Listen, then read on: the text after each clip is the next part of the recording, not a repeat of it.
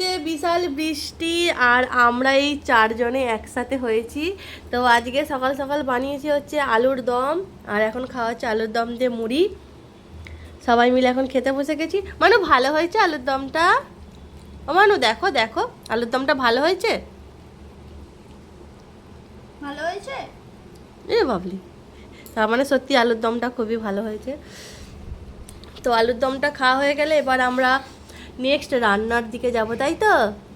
কী খাবে মানু আজকে? কি খাবে মামা? কি খাবে?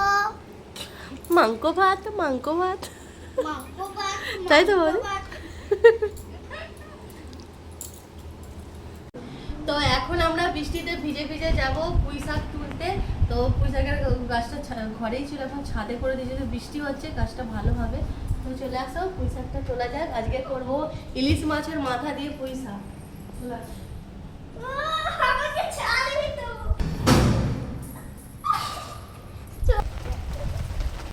এখন বৃষ্টি পড়ছে, তার মধ্যে আমরা তুলবো পুঁই শাক।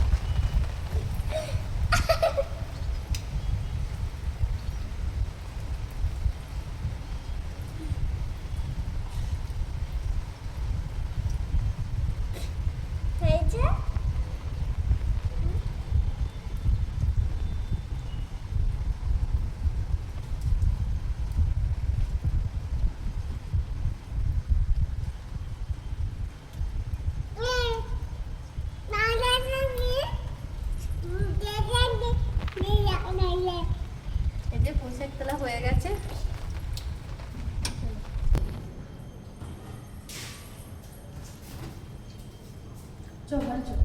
তো শাক তো তুলে নিয়ে আসা হয়ে গেছে। তো যেহেতু এখন চিকেন রান্না করব, সেহেতু চিকেনগুলো ধোয়া হয়ে গেছে, ও ধুয়ে দিয়ে চলে গেছে।